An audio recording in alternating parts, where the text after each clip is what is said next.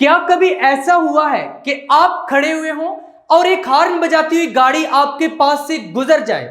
तो आपने ऑब्जर्व किया होगा कि जैसे जैसे वो गाड़ी आपके पास आती है, हॉर्न की आवाज की जो पिच है वो आपको हाई होती हुई महसूस होती है, और फिर जैसे जैसे दूर जाती है वो पिच लो होती हुई महसूस होती है। अगर कभी ऑब्जर्व नहीं किया तो चलो आज ऑब्जर्व करके देखते हैं। अभी जरा इस आवाज को सुनना।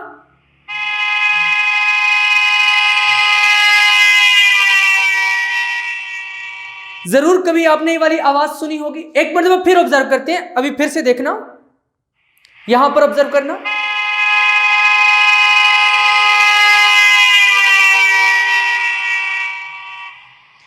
पहले गाड़ी आई इस तरीके से हॉर्न बजाती हुई आपके पास आई, पिच बहुत हाई हो गई, फिर आपसे दूर चलेगी, फिर से पिच लो होती गई। या कभी कभी ऐसे होता है कि आप जनरली खड़े हुए हो तो एक गाड़ी एकदम आपके सामने से पास कर जाती है, फिर किस तरीके की आवाज आती है? इस तरीके की आवाज आती है। यानी जैसे जैसे वो आपके करीब आएगी तो पिच हाई होती चली जाएगी, और जैसे जैसे आपसे दूर जाएगी पिच लो होती जाएगी। तो डॉपलर सर ने ये वाला इफेक्ट ऑब्जर्व कर लिया था। उन्होंने कहा कि दुनिया वालों, ऐसे होता है कि जब कोई भी गाड़ी हॉर्न बजाती हुई आपके करीब आती है तो उसकी पिच हाई होने लगती है, और फिर जब आपसे दूर जाती है तो उसकी पिच लो होने लगती है। तो फिर दुनिया वालों ने इसी इफेक्ट को नाम दे दिया डॉपलर इफेक्ट।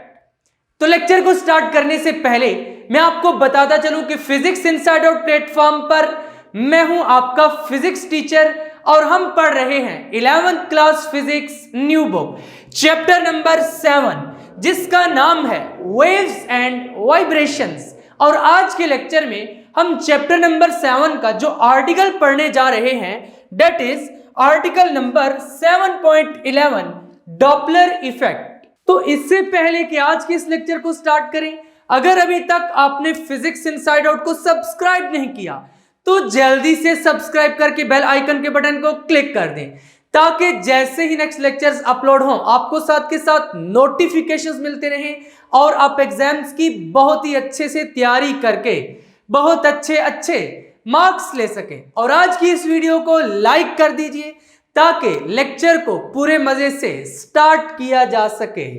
अभी तक तो मैंने आपको बिल्कुल सिंपल सी एग्जांपल से समझाया कि डॉपलर इफेक्ट क्या होता है। अब हम प्रॉपर्ली पढ़ेंगे कि फिजिक्स में डॉपलर इफेक्ट क्या होता है। बिल्कुल भी टेंशन नहीं लेनी, आज ही के लेक्चर में डॉपलर इफेक्ट भी पढ़ाऊंगा और इसके साथ साथ एप्लीकेशंस ऑफ डॉपलर इफेक्ट भी पढ़ाऊंगा। तो चलिए समझते हैं डॉपलर इफेक्ट। देखो अभी आगे चलकर मैं आपको बताऊंगा कि डॉपलर सर के ज़हन में कैसे ख्याल आया था कि ऐसा होता है। उन्होंने ये साउंड वाला ऑब्जर्व नहीं किया था, उन्होंने बेसिकली लाइट का ऑब्जर्व किया था, वो भी मैं आगे चलकर आपको बताऊंगा। तो यहां पर डॉपलर इफेक्ट की पहले हमने थोड़ी सी फीलिंग लेनी है, थोड़ा सा सेंस बिल्ड करना है कि एक्चुअली डॉपलर इफेक्ट है क्या। देखो बच्चों, यहां पर लेट से एक गाड़ी प्रेजेंट है, मान लो ये एक गाड़ी है। क्या प्रेजेंट है? एक गाड़ी है। गाड़ी के नीचे कितने पहिए होते हैं? 4 होते हैं। यहां पर हम 2 वाली ड्रा करेंगे, मान लो कि 2 साइड पर हैं जो कि नजर नहीं आ रहे। अब ये जो गाड़ी है ना, ये ऐसे मूव कर रही है और ये पी सर से पी करते जा रही है, और यहां पर आप प्रेजेंट हैं या फिर आपका कोई दोस्त या फिर कोई भी मिस्टर XYZ प्रेजेंट है। मान लो यहां पर कोई भी मिस्टर XYZ प्रेजेंट है। अब जब ये गाड़ी मूव करती हुई आगे जाएगी ना, और जैसे जैसे मिस्टर XYZ के पास पहुंचेगी तो मिस्टर XYZ का कहना यह है कि भैया जैसे जैसे ये मेरे करीब आती है ना, तो जो एक श्रिलनेस है, पिच ऑफ द साउंड है, वो इंक्रीज होती हुई सुनाई देती है, जैसे आपने भी स्टार्ट में ऑब्जर्व किया। तो यहां पर ये गाड़ी क्या प्रोड्यूस कर रही है? साउंड प्रोड्यूस कर रही है। मान लो साउंड की कुछ वेव्स इस तरीके से इससे निकल कर जा रही हैं, यहां पर इस तरीके से निकल कर जा रही हैं। गाड़ी किधर जा रही है? मिस्टर XYZ की तरफ। मिस्टर XYZ का कहना यह है कि जैसे जैसे ये मेरे करीब आ रही है तो जो पिच है वो हाई होने लग रही है। देखो अब यहां पर जैसे जैसे ये गाड़ी मिस्टर XYZ के करीब जाएगी तो उस केस में होगा क्या कि ये जो यहां पर हमने वेव्स ड्रा की है, ये जल्दी जल्दी मिस्टर XYZ के कानों पे पड़ना शुरू होंगी, जल्दी जल्दी मिस्टर XYZ के पास पहुंचेगी। तो इसका मतलब है कि ये वेव्स कम टाइम में मिस्टर XYZ के पास पहुंचेंगी, क्योंकि गाड़ी क्या कर रही है? मिस्टर XYZ को अप्रोच कर रही है। तो जैसे जैसे उसको अप्रोच करेगी तो आवाज की पिच क्या लगेगी? हाई होती जा रही है, यानी कि ये वाले सारे साइकिल्स कम टाइम में मिस्टर एक्स वाई जेड के ईयर्स तक पहुंच रहे हैं। तो बहुत सारे साइकिल अगर कम टाइम में जाएंगे तो हमने पढ़ रखा है F is equal to 1/t। अगर कम टाइम में साइकिल जाएंगे, टाइम कम होगा तो फ्रीक्वेंसी क्या करेगी बच्चों, बढ़ जाएगी। तो इसका मतलब है कि ये गाड़ी जैसे जैसे हॉर्न बजाते हुए मिस्टर एक्स वाई जेड को अप्रोच करेगी तो मिस्टर एक्स वाई जेड को ये लगेगा जैसे इसकी फ्रीक्वेंसी बढ़ रही है, जैसे इसकी फ्रीक्वेंसी क्या कर रही है, बढ़ रही है, क्योंकि सारे साइकिल्स जल्दी जल्दी मिस्टर एक्स वाई जेड के कानों पर पहुंच रहे हैं। ये जितनी भी वेव्स हैं ये सारी की सारी जल्दी जल्दी पहुंच पा रही हैं। अब जैसे ही ये गाड़ी मिस्टर एक्स वाई जेड से उधर मूव करेगी, मान लो अब मिस्टर एक्स वाई जेड यहां पर खड़े हुए हैं, मिस्टर एक्स वाई जेड यहां पर खड़े हुए हैं और गाड़ी ये कर रही है इधर आगे मूव करके जा रही है। किस तरीके से, इस तरीके से यहां पर दोबारा से गाड़ी ड्रा कर देते हैं। अब गाड़ी थोड़ी छोटी होगी लेकिन वही वाली गाड़ी आपने कंसिडर करनी है।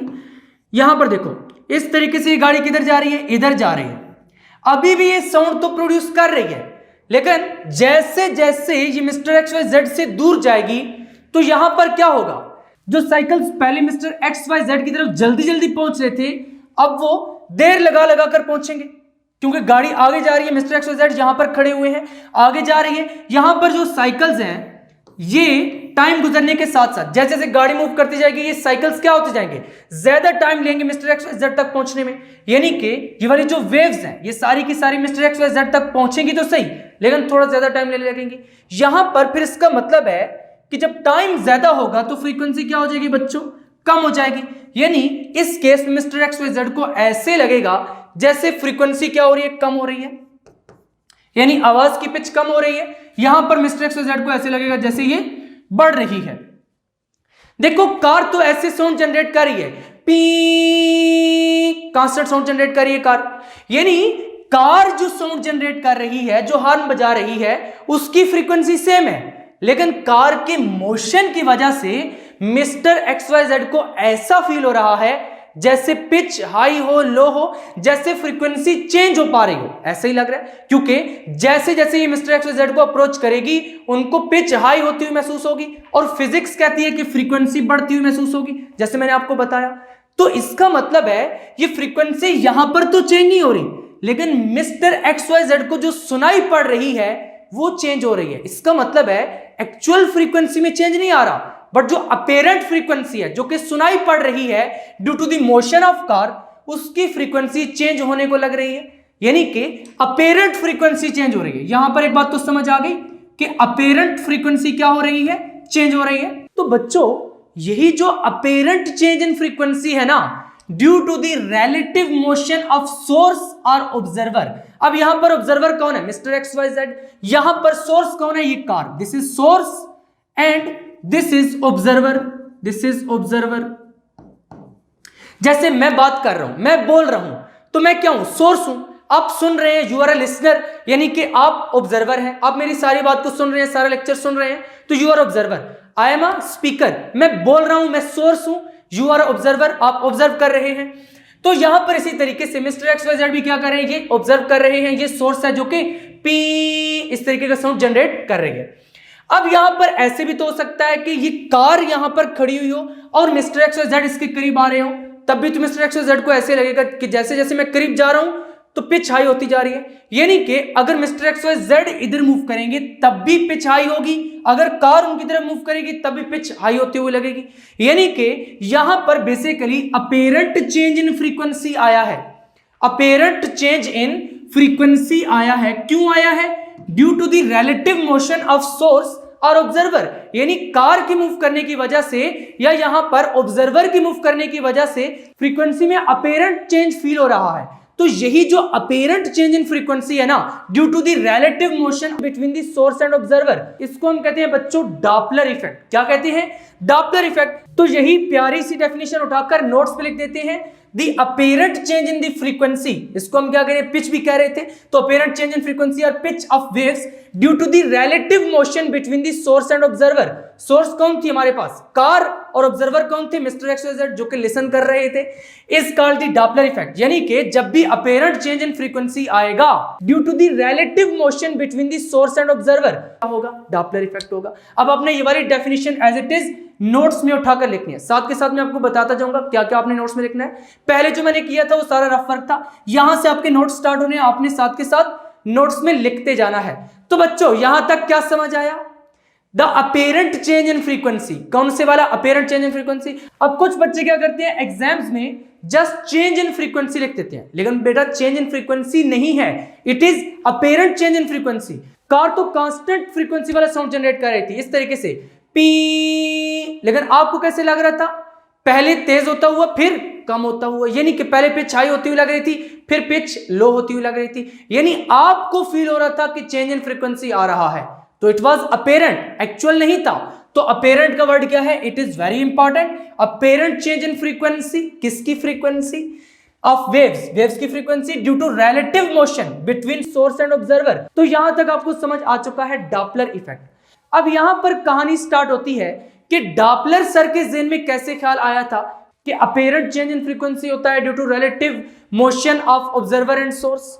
तो यहां पर इसके बाद हमने हेडिंग लगाई है हिस्टोरिकल बैकग्राउंड, कि डॉपलर सर को कैसे लगा था कि ऐसा होता है। तो यहां पर हमने थोड़ा सा लिख दिया है, this phenomenon was first observe by John Doppler, यानी जॉन डॉपलर एक साइंटिस्ट थे जिन्होंने इस फिनोमेना को सबसे पहले ऑब्जर्व किया था while studying light from star. अब डॉपलर सर ने इस तरीके से नहीं ऑब्जर्व किया था कि गाड़ी आ रही है, पिच आई हो रही है, उन्होंने बेसिकली कहां से ऑब्जर्व किया था? Light from the star. उन्होंने देखा कि जो लाइट आती है स्टार्स से ये कलर चेंज करती है, कि एक दिन थोड़ा सा और कलर नजर आता है, दूसरे दिन कुछ और कलर नजर आ रहा होता है।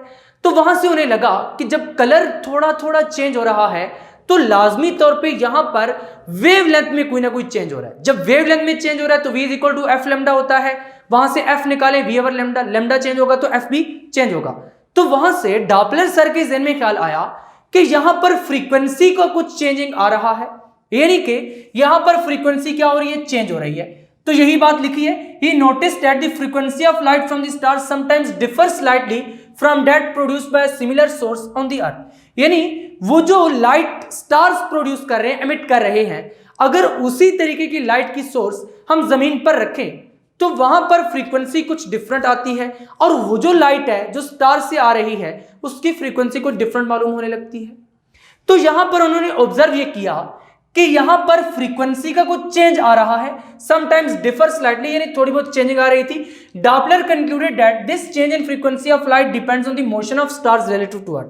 फिर उन्होंने सोचा कि आखिर ये जो स्टार्स है ना, ये घूम फिर रहे हैं थोड़े बहुत, यानी रिलेटिव टू द अर्थ इनका कुछ मोशन है, तो इस मोशन की वजह से फ्रीक्वेंसी में चेंज आ रहा है। तो यहीं से फिर डॉपलर इफेक्ट की स्टेटमेंट निकल के आ गई कि जब भी रिलेटिव मोशन होगा बिटवीन सोर्स एंड ऑब्जर्वर तो उस केस में क्या होगा? अपेरेंट चेंज इन फ्रीक्वेंसी होगा। तो डॉपलर सर ने लाइट से ही ऑब्जर्व किया था कि फ्रीक्वेंसी में क्या आया? डिफरेंस आया, यानी अपेरेंट डिफरेंस था, कुछ चेंज इन फ्रीक्वेंसी लग रहा था। क्यों लग रहा था? Due to the motion of stars relative to earth, यानी रिलेटिव मोशन की वजह से। तो ये है कुछ इसका हिस्टोरिकल बैकग्राउंड, कि अगर आपके मन में आए कि डॉपलर सर को ये कैसे मालूम हुआ होगा कि ऐसा होता है, तो डॉपलर सर को ऐसे मालूम हुआ था जैसे हमने पढ़ा है। तो नीचे हमने लिख दिया एग्जांपल विद साउंड, क्योंकि साउंड से इसको समझना थोड़ा सा आसान है, तो इसलिए 11th क्लास के बच्चों को साउंड से समझाया जाता है, साउंड वेव्स के एग्जांपल लेकर। तो यहां पर इसलिए लिखा है the Doppler effect can also be observe with sound waves, कि इसको साउंड वेव से भी ऑब्जर्व किया जा सकता है। For example when an observer is standing on a railway platform, कि अब रेलवे प्लेटफॉर्म पर एक ऑब्जर्वर खड़ा हुआ है, वहां से रेलगाड़ी आ रही है, तो इंजन का जो शोर शराबा है वो जैसे जैसे रेलगाड़ी आपकी तरफ आएगी तो क्या होगा कि आपको उस इंजन की जो विसल है, जो सीटी है, उसकी पिच ऊंची महसूस होने लगेगी, और जैसे जैसे वो रेलगाड़ी आपसे दूर जाएगी तो इंजन की जो विसल है, जो सीटी है, उसकी पिच आपको लो होती हुई लगेगी। तो यही है ना डॉपलर इफेक्ट, इसी को हमने यहां पर लिखा है। For example when an observer is standing on a railway platform, एक ऑब्जर्वर है जो कि रेलवे प्लेटफॉर्म पर खड़ा हुआ है, the pitch of whistle of an engine coming towards the platform appears to become higher to the observer, यानी जब रेलगाड़ी करीब आ रही है तो जो विसल है, जो सीटी की आवाज है, उसकी पिच हाई होती हुई लगेगी, यानी कि वहां पर फ्रीक्वेंसी क्या होती हुई लगेगी? इंक्रीज होती हुई लगेगी। However, the pitch of the whistle of an engine going away, जब आपसे दूर जा रही होगी, उस रेलवे प्लेटफॉर्म से दूर जा रही होगी, तो आपको क्या लगेगा? जैसे इंजन की विसल की, यानी उसकी सीटी की जो पिच है वो लो होती जा रही है। तो दिस इज डॉपलर इफेक्ट, क्योंकि वहां पर मोशन हो रहा है, वो रेलगाड़ी क्या कर रही है? मूव कर रही है, वहां से सीटी बजाती हुई आ रही है, आपके पास आ रही है, आपको पिच हाई होती हुई लग रही है, आपसे दूर जा रही है पिच लो होती हुई लग रही है। तो यही है डॉपलर इफेक्ट, इसी के बारे में आज हमने बात करनी है और बहुत ही डिटेल में डिस्कस करेंगे। देखो अभी तक तो हमने ये देखा है कि कैसे कैसे हम डॉपलर इफेक्ट को ऑब्जर्व कर सकते हैं, उसकी डेफिनेशन देखी है, और फिर हमने थोड़ा सा हिस्टोरिकल बैकग्राउंड और एक एग्जांपल देखी है साउंड के साथ। अब हमने देखना ये है कि बहुत से केसेस बन सकते हैं। एक केस तो ये है कि गाड़ी यहां पर खड़ी हुई हो, क्या हो, एक गाड़ी यहां पर खड़ी हुई हो, ये क्या बन जाएगी, सोर्स बन जाएगी जो कि पी पी कर रही है, और यहां पर कोई ऑब्जर्वर खड़ा हुआ है, मान लो ये दिस इज ऑब्जर्वर। अब एक केस तो ये है कि ये ऑब्जर्वर ऐसे ही यहां पर खड़ा हुआ हो, ऑब्जर्वर किस पर है, रेस्ट पर है, और ये गाड़ी क्या कर रही है, ऑब्जर्वर की तरफ मूव कर रही है। देखो यहां पर डॉपलर इफेक्ट ऑब्जर्व होगा ना, क्योंकि जैसे जैसे गाड़ी ऑब्जर्वर के करीब जाएगी तो ऑब्जर्वर को क्या लगेगा कि पिच हाई होती जा रही है। और ऐसे भी तो हो सकता है कि यहां पर ये सोर्स प्रेजेंट हो, अब मैं सोर्स को एस से लिखूंगा और ऑब्जर्वर को ओ से लिखूंगा। यहां पर ये ऑब्जर्वर है, ये सोर्स है, ऑब्जर्वर अभी भी रेस्ट पर है, ऑब्जर्वर क्या अभी भी रेस्ट पर है, और सोर्स इधर जा रही है, यानी सोर्स क्या कर रही है, दूर जा रही है। जब दूर जा रही है तो इस केस में भी यहां पर क्या लगेगा ऑब्जर्वर को कि आवाज की पिच आहिस्ता होती जा रही है, यानी जो साउंड प्रोड्यूसर है उसकी पिच आहिस्ता होती जा रही है। तो यहां पर भी डॉपलर इफेक्ट ऑब्जर्व होगा, क्योंकि डॉपलर इफेक्ट क्या है, रिलेटिव मोशन की वजह से जो आवाज की पिच है, साउंड की जो पिच है उसका हाई होना, लो होना, यानी अपीयरेंट चेंज आना, यही है डॉपलर इफेक्ट। अब ये तो दो केसेस हो गए। अब ये हो सकता है कि जो सोर्स है वो रेस्ट पर हो और जो ऑब्जर्वर है वो इधर मूव कर रहा हो। मान लो ये ऑब्जर्वर क्या कर रहा है, इधर मूव कर रहा है। या फिर ऐसे हो सकता है कि सोर्स रेस्ट पर हो और ऑब्जर्वर साहिब जो है वो इधर मूव कर रहे हो, ऐसे हो सकता है, यानी कि सोर्स के पास आ रहे हो। जैसे जैसे आप हॉर्न बजाते हुए गाड़ी के करीब जाएंगे क्या होगा, पिच हाई होती हुई लगेगी, तो यहां पर ये जो ऑब्जर्वर है इसको भी ऐसे ही महसूस होगा। तो इस तरीके से हमारे पास 1, 2, 3 और 4 केसेस बन गए। और भी केसेस बन सकते हैं। देखो ऐसे भी तो हो सकता है, नंबर 5 में ऐसे भी तो हो सकता है कि ये जो सोर्स है ये इधर मूव कर रही हो और जो ऑब्जर्वर है वो इधर मूव कर रहा हो, दोनों एक दूसरे की तरफ मूव कर रहे हो। तो इस केस में ऑब्जर्वर को क्या लगेगा, जैसे आवाज की पिच हाई होती जा रही है, फ्रीक्वेंसी बढ़ती जा रही है। एक और केस भी बन सकता है कि सोर्स इधर मूव कर रही हो और ऑब्जर्वर इधर मूव कर रहा हो, ऐसे भी तो हो सकता है, यानी कि ये दोनों ऑपोजिट डायरेक्शन में मूव कर रहे हो। यहां तक कितने बन गए, 6 केसेस बन गए। क्योंकि हमने डिस्कस क्या करना है, साउंड की पिच हाई लो होना, अपीयरेंट चेंज आना ड्यू टू रिलेटिव मोशन। तो यहां पर मोशन करवा के हम पिच को ऑब्जर्व कर रहे हैं कि वो कैसे चेंज हो रही है। अब और भी केसेस बन सकते हैं। देखो ऐसा केस भी हो सकता है कि ऑब्जर्वर क्या कर रहा हो, ऑब्जर्वर मूव कर रहा हो और सोर्स उसके पीछे पीछे मूव कर रही हो, सोर्स क्या कर रही हो, उसके पीछे पीछे मूव कर रही हो। तो ये कौन सा केस होगा, केस नंबर 7। और यहां पर अगर ऑब्जर्वर इधर मूव कर रहा हो और सोर्स इधर मूव कर रही हो, यानी सोर्स आगे मूव कर रही हो और ऑब्जर्वर उसके पीछे पीछे मूव कर रहा हो। पहले क्या था, ऑब्जर्वर आगे मूव कर रहा था, सोर्स उसके पीछे पीछे मूव कर रही थी। अब क्या है, सोर्स आगे आगे मूव कर रहा है और ऑब्जर्वर उसके पीछे पीछे मूव कर रहा है, यानी कि ये 8th केस हो गया। तो इस तरीके के 8 केसेस बन सकते हैं, लेकिन आपकी बुक में 2 ही केसेस रखे गए हैं, जिनमें से एक ये पहला केस है और एक दूसरे वाला केस है। बस ये वाले 2 ही केसेस हम डिस्कस करेंगे। ऑब्जर्वर को क्या रखेंगे, उसको यहीं पर खड़ा रखेंगे, उसको मूव नहीं कराएंगे, क्योंकि ऑब्जर्वर बेचारा थक जाएगा, उसको मूव नहीं कराएंगे, उसको यहीं पर रेस्ट पे रखेंगे और सोर्स को कभी ऑब्जर्वर के पास लेके जाएंगे, कभी ऑब्जर्वर से दूर लेके जाएंगे, और फिर देखेंगे कि क्या वाकई हमने जो फिजिक्स में फार्मूले पढ़ रखे हैं उनके मुताबिक ये होता है कि पिच ऑफ साउंड या फिर फ्रीक्वेंसी ऑफ साउंड चेंज हो रही है। तो चलिए स्टार्ट करते हैं इन केसेस को। यहां पर पहले हमने थोड़ा सा फंडामेंटल फ्रीक्वेंसी फार्मूला डिस्कस करना है कि कौन सा फ्रीक्वेंसी का फार्मूला यूज करेंगे। मान लो सोर्स और ऑब्जर्वर दोनों रेस्ट पर है, गाड़ी भी रेस्ट पर है, आप जो सुन रहे हैं गाड़ी के हॉर्न को भी रेस्ट पर है, तो क्या होगा, ऐसी आवाज आएगी, पी, ऐसे कांस्टेंट आवाज आती रहेगी। तो उस केस में क्या होगा, कंसिडर सोर्स ऑफ साउंड है, मान लो एक गाड़ी यहां पर प्रेजेंट है जो कि सोर्स ऑफ साउंड है, विच एमिट्स साउंड वेव्स, जो कैसे पी पी कर रही है, और उन वेव्स की वेवलेंथ कितनी है, मान लो लैम्डा है। Let the speed of sound for a stationary observer, और जिस स्पीड से वो साउंड ऑब्जर्वर के पास पहुंच रहा है, लेट से वो स्पीड कितनी है, v, then the number of waves received by observer in 1 second, यानी कि फ्रीक्वेंसी कितनी होगी, f is equal to v over lambda हो जाएगा। क्योंकि सिंपल सा रिलेशन हमने क्या पढ़ा हुआ, v is equal to F lambda, वहां से हम क्या लिख सकते हैं, f is equal to V over lambda. तो यहां पर केसेस को स्टार्ट करने से पहले ही ये वाला रिलेशन डिस्कस कर दिया है कि जब भी फ्रीक्वेंसी कैलकुलेट करनी है किससे करनी है, f is equal to V over lambda से। तो सबसे पहले डिस्कस करते हैं केस 1। तो केस 1 क्या है, when source of sound moves toward the stationary observer, कि ऑब्जर्वर क्या है, स्टेशनरी है, ऐसे चुप करके खड़ा हुआ है, और सोर्स क्या कर रही है, मूव करके ऑब्जर्वर की तरफ आ रही है। देखो थोड़ा सा रफ वर्क करते हैं इससे पहले यहां पर, और मैंने ऑलरेडी आपको बताया हुआ है कि मैं रफ वर्क सारा किससे करूंगा, पिंक कलर से किया करूंगा। तो आप लोगों ने याद रखना है जितना भी पिंक कलर होगा वो रफ वर्क होगा। तो यहां पर देखो दिस इज दी सोर्स, मान लो ये एक सोर्स है, ये क्या है, सोर्स है, जो कि इस तरह से पी साउंड जनरेट कर रही है। यहां पर ये साउंड क्या करेगा, हर तरफ जाएगा, इधर भी जाएगा, इधर भी जाएगा, इधर भी जाएगा, इधर भी जाएगा, यानी ऐसे इधर भी जाएगा, इधर भी जाएगा, इधर भी जाएगा, इधर भी जाएगा, इधर भी जाएगा, इधर भी जाएगा, ऐसे भी जाएगा, यानी हर तरफ ये देखो साउंड जाएगा ना, साउंड को कहीं से ब्लॉक तो नहीं हुआ होगा, हर तरफ इस साउंड ने जाना ही जाना है। यानी कि ये सारे इस तरीके से सर्कल्स बनते जाएंगे, क्या बनते जाएंगे, इस तरीके से सर्कल्स बनते जाएंगे, ऐसे ऐसे ऐसे ऐसे ऐसे, यानी कि ये जो साउंड इस सोर्स से ओरिजिनेट हो रहा है वो ऐसे सारे का सारा बाहर की तरफ जा रहा है। अब अगर ये सोर्स मूव करती है और यहां पर कोई स्टेशनरी ऑब्जर्वर प्रेजेंट है, मान लो दिस इज स्टेशनरी ऑब्जर्वर। अब अगर ये सोर्स मूव करती है स्टेशनरी ऑब्जर्वर की तरफ, तो यहां पर ये जो साइकिल्स हैं, ये जो वेव्स हैं, ये ऐसे तंग होने लगेंगी।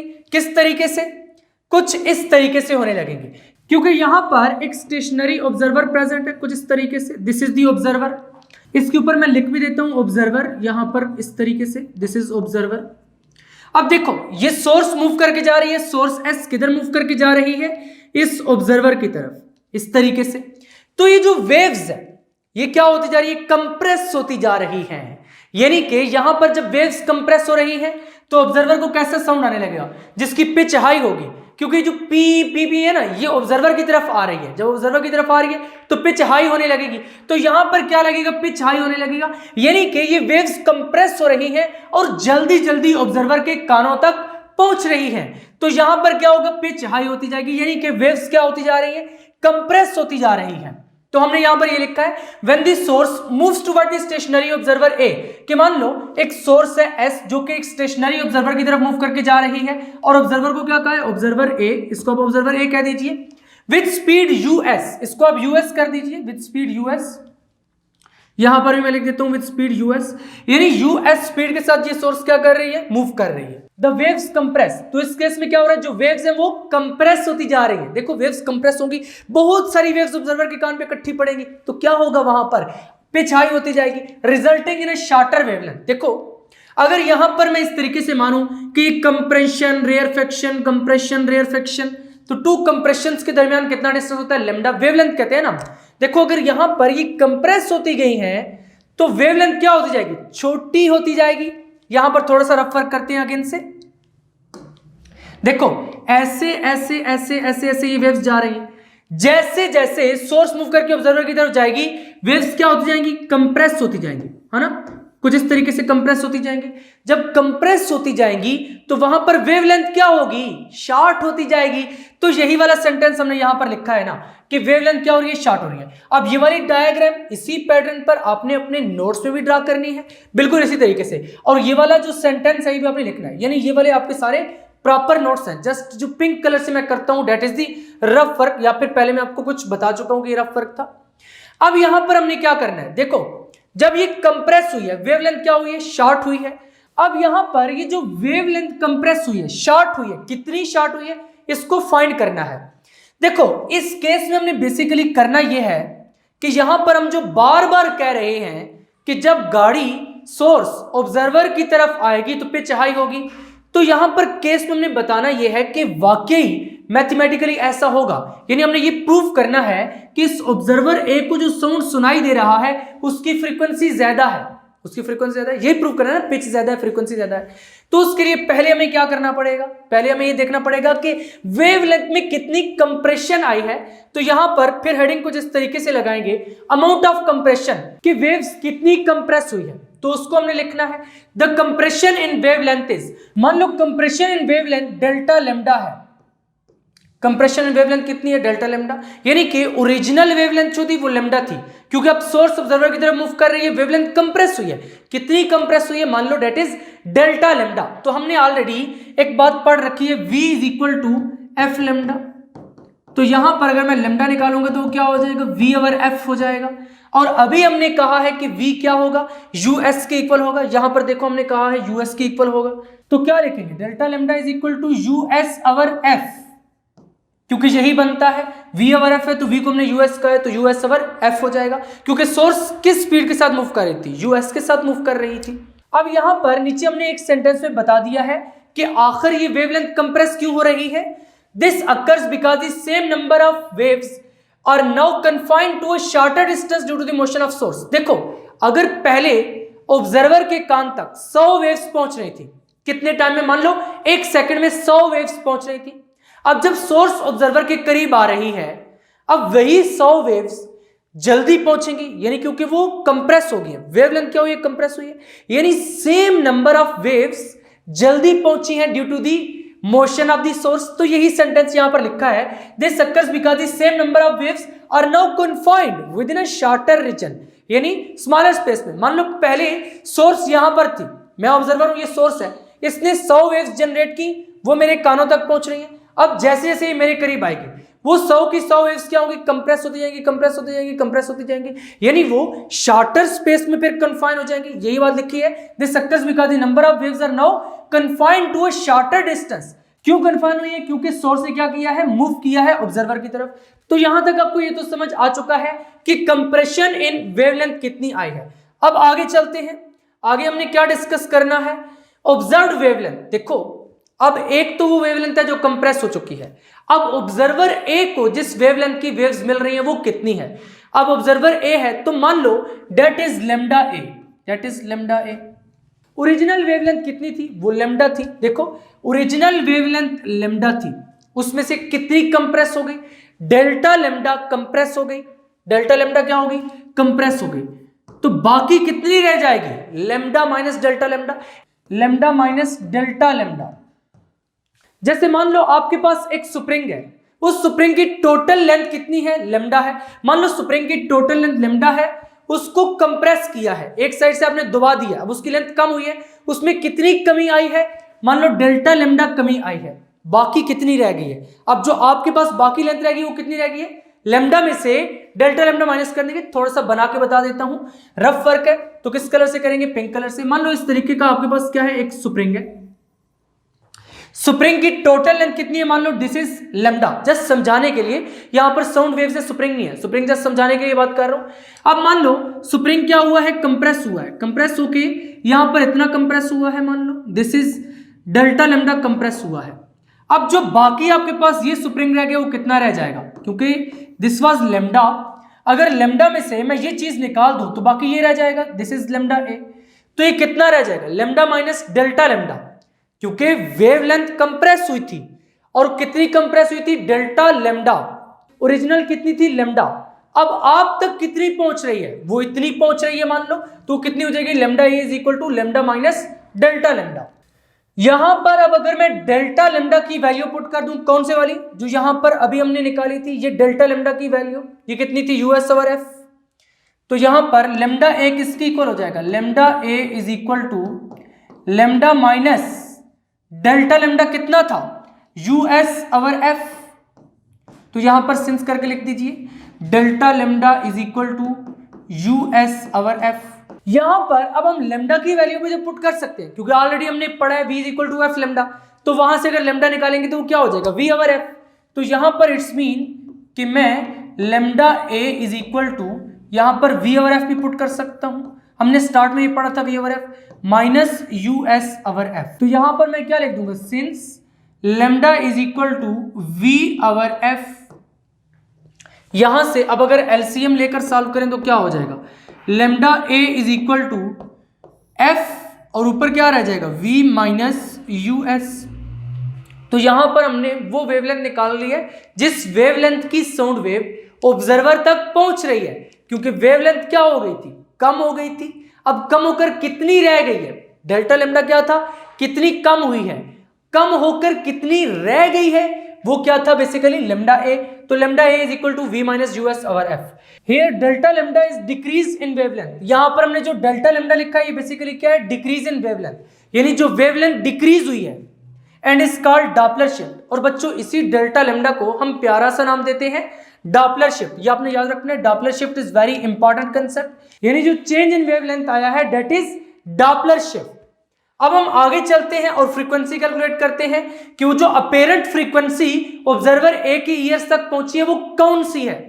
तो यहां पर हमने वो फ्रीक्वेंसी कैलकुलेट करनी है। अपेरेंट फ्रीक्वेंसी कैलकुलेशन की हेडिंग लगा दी है the number of waves received by observer A in 1 second, यानी कि जिस फ्रीक्वेंसी की वेव्स ऑब्जर्वर ए को रिसीव हुई है वो कौन सी है। मान लो डेट इज एफ ए, उसको मैं क्या कह देता हूं एफ ए। अब एफ ए क्या हो जाएगा, यहां पर फिर से रफ करते हैं, v is equal to F lambda होता है, तो यहां से f is equal to V over lambda हो जाएगा। और जब f a है तो लेमडा कौन सा होगा, लेमडा a हो जाएगा वी ओवर लेमडा a। अब यहां पर इस लेमडा a वाली इक्वेशन को मैं इक्वेशन नंबर 1 कह देता हूं, और using equation 1 in this equation, इसको इक्वेशन नंबर 2 कह देते हैं। तो क्या लिखेंगे, using equation 1 in equation 2 F A is equal to V over, तो लेमडा a की क्या वैल्यू थी बच्चों, v minus U S over F, क्या थी v minus U S over F, यही वैल्यू थी। अब आपने मैथमेटिक्स में सिंपली पढ़ा हुआ है कि जो यहां पर बट्टे के बट्टे में होता है उसको हम ऊपर ले जाते हैं, कैसे, F A is equal to V over v minus U S, और साथ में क्या आ जाएगा, f आ जाएगा। अब अगर हम थोड़ा गौर से देखें तो इस एक्सप्रेशन का आंसर क्या आएगा, 1 से बड़ा आएगा बच्चों या 1 से छोटा आएगा। देखो यहां पर v है और यहां पर v माइनस यूएस है, जब v में से यूएस को माइनस कर देंगे तो नीचे क्या रह जाएगा, छोटा रह जाएगा। देखो v में से कुछ निकाल दिए तो बाकी जो बच जाएगा वो v से कम होगा, v से ज्यादा होगा, कुछ माइनस कर देंगे। मेरे पास अगर 10 एप्पल्स हैं उसमें से मैं कुछ एप्पल्स आपको दे देता हूं तो मेरे पास एप्पल्स बढ़ जाएंगे या कम हो जाएंगे, भाई कम हो जाएंगे। तो यहां पर इसका मतलब है कि ये स्मॉल हो जाएगी। यहां पर v है और यहां पर v से छोटा है, तो अगर किसी चीज को छोटी वैल्यू से डिवाइड करेंगे, किसी को छोटी वैल्यू से डिवाइड करेंगे, वहां पर आंसर क्या आता है, 1 से बड़ा आता है। देखो v है, नीचे v से छोटी वैल्यू से डिवाइड कर रहे हैं, ऊपर अगर 2 है तो नीचे 2 से छोटी वैल्यू से डिवाइड कर रहे हैं, मान लो 1 से। ऊपर अगर 4 है तो नीचे 4 से छोटी वैल्यू से डिवाइड कर रहे हैं, मान लो 3 है, तो हमेशा आंसर क्या आएगा, ग्रेटर देन 1 आएगा, यानी 1 से बड़ा आएगा। तो इसका मतलब है कि v over v minus U S का आंसर 1 से बड़ा होगा। तो यहां पर फिर मैं लिख सकता हूं v over v minus U S is greater than 1 as v over v minus U S is greater than 1, जैसे कि अभी मैंने आपको बताया है। सो क्या हो जाएगा, या फिर देयरफॉर हमारे पास क्या हो जाएगा। अब यहां पर जब ये v over v minus U S बड़ा है तो इसको सॉल्व करके हमें f से बड़ी वैल्यू मिलेगी। देखो f को अगर मैं 1 से बड़ी वैल्यू से मल्टीप्लाई करता हूं 2 से, अगर 2f कर दूंगा तो ये 2f f से बड़ा होगा, बिल्कुल बड़ा होगा। देखो यहां पर ये वैल्यू 1 से बड़ी है, f को मैं 1 से बड़ी वैल्यू से मल्टीप्लाई करूंगा, मान लो 2 से मल्टीप्लाई करता हूं, 3f 3 से मल्टीप्लाई कर देता हूं। अब अगर f छोटा है, मान लो f 5 है, जनरल वैल्यू यूनिट्स के बगैर 3 इंटू 5, तो ये कितना हो जाएगा 15। 15 बड़ा है ना 5 से, तो इसका मतलब है कि यहां पर फिर एफ ए क्या होगा, ये ग्रेटर देन एफ हो जाएगा। तो इसी बात को यहां पर प्यारा सा करके लिख देते हैं, therefore F A is greater then F. अब रिजल्ट में भी इसी बात को लिख दिया है, apparent frequency of sound heard by observer increases, यानी कि जब सोर्स वो पी मेरी तरफ मूव कर रही थी, पी मेरी तरफ आ रही थी, तो मुझे क्या लग रहा था, पिच हाई हो रही है, फ्रीक्वेंसी हाई हो रही है, तो मैं क्या था, ऑब्जर्वर ए। तो ऑब्जर्वर ए को जो फ्रीक्वेंसी सुनाई दे रही है वो ज्यादा है, तो यही बात हमने प्रूव करनी थी, हमने प्रूव कर दी है कि एफ ए ग्रेटर है। तो इसी को नीचे लिखा है, the apparent frequency of sound heard by the observer increases which in turn increases the pitch of sound. तो इसकी वजह से क्या हुआ, पिच ऑफ साउंड इंक्रीज करेगी। तो हमने यही तो पढ़ना था, इसी बात को प्रूव करना था कि जब सोर्स ऑब्जर्वर की तरफ मूव करेगी तो पिच ऑफ साउंड इंक्रीज करेगी। हमने प्रूव कर दिया कि वो वाकई ही इंक्रीज करेगी। अब आपने ये वाला सारा भी क्या करना है, नोट्स में नोट करना है। ये सारा क्या था, this was the rough work, इसको आपने नोट्स में नोट नहीं करना। ये वाला आपने नोट्स में नोट करना है, ये वाला भी सारा आपने नोट्स में नोट करना है। तो यहां तक जो केस 1 है वो कंप्लीट होता है। अब केस 2 की तरफ बढ़ते हैं। तो केस 2 क्या है, When source of sound moves away from the stationary observer, पहले क्या हो रहा था, स्टेशनरी ऑब्जर्वर प्रेजेंट था, सोर्स ऑब्जर्वर की तरफ आ रही थी। अब कहते हैं मूव्स अवे, यानी सोर्स ऑब्जर्वर से दूर जा रही है। तो इस केस में क्या होगा, मान लो अब ऑब्जर्वर यहां पर प्रेजेंट है, ऑब्जर्वर किधर प्रेजेंट है, यहां पर प्रेजेंट है, दिस इज ऑब्जर्वर, इसको मैं लिख देता हूं ऐसे करके ऑब्जर्वर, और वो अगर ऑब्जर्वर ए था तो ये ऑब्जर्वर क्या हो जाएगा, बी हो जाएगा, दिस इज ऑब्जर्वर बी। और सोर्स किधर जा रही थी, सोर्स अभी भी इधर जा रही होगी, moves away from observer, observer इधर है, सोर्स उधर भागे जा रही है। सोर्स की फिर यहां पर उधर जाने की वेलोसिटी कितनी होगी, वो तो वही रहेगी, लेट्स से यूएस हमने मानी थी तो वो यूएस ही रहेगी। तो यहां पर हमने लिख दिया when the source moves away from stationary observer B, कि अब सोर्स क्या कर रही है, उधर जा रही है, ऑब्जर्वर से दूर भाग रही है, कितनी वेलोसिटी के साथ, या कितनी स्पीड के साथ, यूएस। तो इसको मैं यूएस कर देता हूं, यहां पर कमा लगा दूंगा। दी वेव्स एक्सपैंड, जब उधर जाएगी तो वेव्स क्या होती जाएंगी, खुली होती जाएंगी, एक्सपैंड होती जाएंगी। तो यहां पर इसलिए इनको हमने थोड़ा खुला खुला करके ड्रा किया है, leading to a longer wavelength. तो इस केस में वेवलेंथ क्या हो जाएगी, लॉन्ग हो जाएगी, क्योंकि वेव्स क्या हुई है, एक्सपैंड हुई है। देखो पहले केस में क्या था, वो कंप्रेस हो रही थी, क्योंकि सोर्स ऑब्जर्वर की तरफ आ रही थी, वेव्स दरमियान में बेचारी कंप्रेस हो जा रही थी। लेकिन यहां पर सोर्स उधर जा रही है तो वेव्स क्या होती जाएंगी, खुली होती जाएंगी, यानी कि वेवलेंथ ज्यादा होती जाएगी, लॉन्ग होती जाएगी। तो कितनी लॉन्ग हुई है, पहले हमने निकाला था कितनी कंप्रेस हुई है, अब हमने निकालना है कितनी लॉन्ग हुई है। तो जितनी लॉन्ग हुई है उसी को हम कह देंगे डेल्टा लेमडा। मान लो डेल्टा लेमडा उनमें इंक्रीज आया वेवलेंथ में, यानी कि इतनी एक्सपैंड हुई है डेल्टा लेमडा से। तो यहां पर डेल्टा लेमडा फिर किसके इक्वल हो जाएगा, अगेन से थोड़ा सा रफ वर्क करते हैं, v is equal to F lambda होता है। तो यहां से अगर लेमडा निकालेंगे तो क्या हो जाएगा, v ओवर एफ हो जाएगा। यहां पर अब सोर्स कितनी स्पीड के साथ मूव कर रही थी, यूएस के साथ, क्योंकि v ओवर एफ होता है ना लेमडा, तो यहां पर नीचे f आ जाएगा।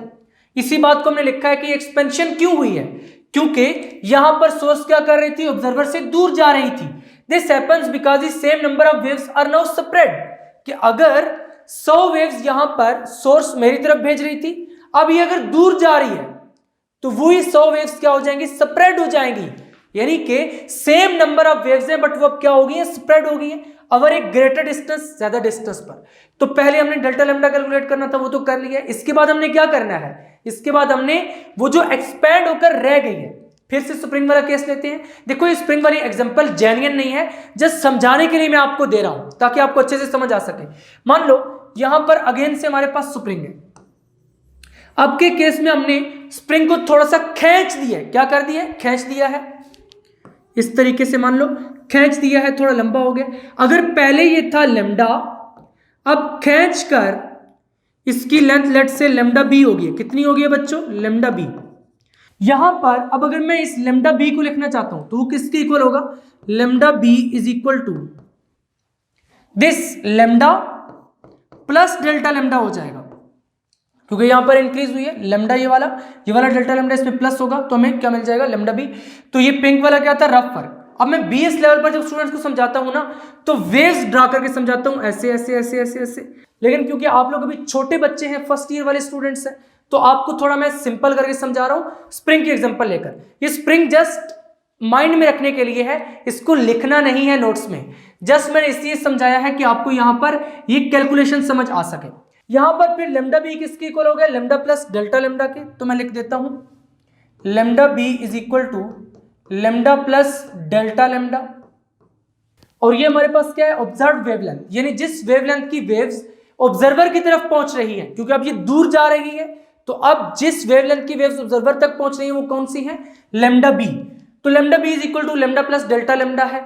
यहां पर अगेन से हमने क्या करना है, डेल्टा लेमडा की वैल्यू पुट करनी है, तो कौन सी वाली पुट करेंगे, ये वाली वैल्यू पुट करेंगे, तो पुट कर दीजिए। This implies that lambda B is equal to lambda plus U S over F, और यहां पर हम सिंस करके क्या लिख देंगे, delta lambda is equal to U S over F. और यहां पर लेमडा की वैल्यू पुट कर देते हैं, lambda B is equal to lambda क्या होगा, वी ओवर एफ हो जाएगा, तो इसको वी ओवर एफ लिख दीजिए, plus U S over F. This implies that lambda B is equal to, यहां पर एफ और बाकी क्या हो जाएगा v प्लस यू एस। तो यहां पर हमारे पास लेमडा बी की वैल्यू आ चुकी है v plus U S over F, where delta lambda is the increase in wavelength in 1 second. यानी कि यहां पर जो डेल्टा लेमडा था ये क्या था, इंक्रीज इन वेवलेंथ था, और लेमडा बी क्या है, इंक्रीज होने के बाद जो आपके पास वेवलेंथ थी। तो डेल्टा लेमडा को मैंने लिख दिया increase in wavelength in 1 second, और इसी को हम क्या कहते हैं, डॉपलर शिफ्ट। जो वेवलेंथ इंक्रीज हुई है या फिर पिछले केस में डिक्रीज हुई थी, इसको हम क्या कहते थे, डॉपलर शिफ्ट। और ये वेरी इंपॉर्टेंट कंसेप्ट है, इसको आपने याद रखना है।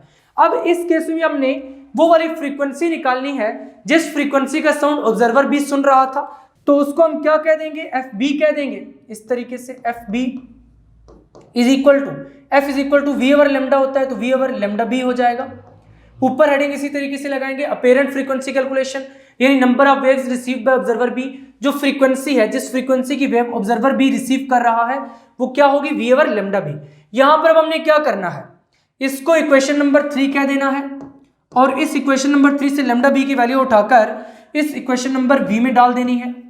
तो putting value of lambda B क्या लिखेंगे, putting value of lambda B from equation 3 in 4, from equation 3 in 4, यानी इक्वेशन 3 से उठाकर किस में लगा दें, 4 में लगा देंगे।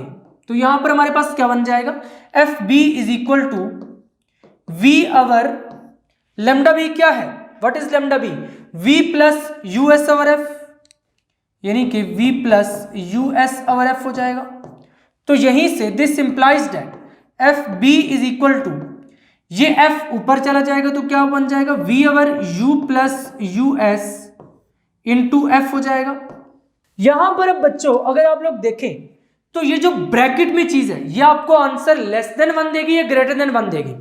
ऊपर v है, नीचे वैल्यू क्या होगी, v प्लस यू एस, यानी v में कुछ ऐड हो रहा है। जब v में कुछ ऐड हो रहा है तो नीचे वैल्यू बड़ी होगी। जब किसी वैल्यू को किसी बड़ी वैल्यू से डिवाइड करेंगे तो आंसर क्या आएगा, लेस देन 1 आएगा। तो यहां पर इसका मतलब है कि v over v plus U S क्या हो जाएगा, लेस देन 1। तो क्या लिखेंगे, as v over v plus U S is less than 1। तो इस केस में हमें क्या मिलेगा, यहां पर लिखेंगे देयरफॉर यहां पर जब v over v plus U S less than 1 है और हम लेस देन 1 वैल्यू को f से मल्टीप्लाई करेंगे तो आंसर क्या आएगा। देखो अगर 0 पॉइंट वाली वैल्यू को किसी के साथ मल्टीप्लाई करेंगे तो आंसर छोटा आएगा ना, इसका मतलब है कि एफ बी क्या हो जाएगा, लेस देन एफ हो जाएगा। तो इसी बात को हमने यहां पर लिखना है, therefore F B is less than F, यानी एफ बी क्या है हमारे पास, लेस देन एफ है। तो यहां पर रिजल्ट में इसी वजह से लिख दिया है, the apparent frequency of sound heard by observer decreases, यानी कि अब ऑब्जर्वर जिस फ्रीक्वेंसी का साउंड सुन रहा है एफ बी वो क्या कर रही है, डिक्रीज कर रही है। यहां पर क्योंकि लेस आया है, which in turn decreases the pitch of sound, यानी कि जब सोर्स ऑब्जर्वर से दूर भाग रही होगी तो ऑब्जर्वर को क्या लगेगा, साउंड की पिच लो होती जा रही है। तो यहां पर हमने यही ऑब्जर्व किया कि F be less than F है। नेक्स्ट है article number 7.12 applications of Doppler effect. तो एप्लीकेशंस ऑफ डॉपलर इफेक्ट को बहुत ही आसान तरीके से समझेंगे। यहां पर इन नोट्स में मैंने वर्डिंग भी काफी आसान कर दिया और इसके साथ प्रॉपर हेडिंग्स भी बना दी हैं ताकि आपको इन एप्लीकेशंस में जबरदस्त मार्क्स मिल सके। तो यहां पर सबसे पहली एप्लीकेशन क्या है, radar, that is radio detection and ranging. देखें यहां पर आर ए से बन रहा है रेडियो, डी से बन रहा है डिटेक्शन, ए से एंड जो लास्ट वाला आर है उससे बन रहा है ranging, radio detection and ranging. अब बेसिकली ये रेडार सिस्टम होता किस लिए है, एरोप्लेन की स्पीड वगैरह को डिटेक्ट करने के लिए या फिर एरोप्लेन कितनी हाइट पर फ्लाई कर रहा है। अब रेडार है क्या, रेडियो डिटेक्शन एंड रेंजिंग। तो रेडियो से पता चलता है कि यहां पर रेडियो वेव्स बेसिकली यूज होती हैं। और ऑलरेडी मैं आपको लास्ट लेक्चर्स में ये भी बता चुका हूं कि जो रेडियो वेव्स हैं वो मेटल की सरफेस से रिफ्लेक्ट होती हैं।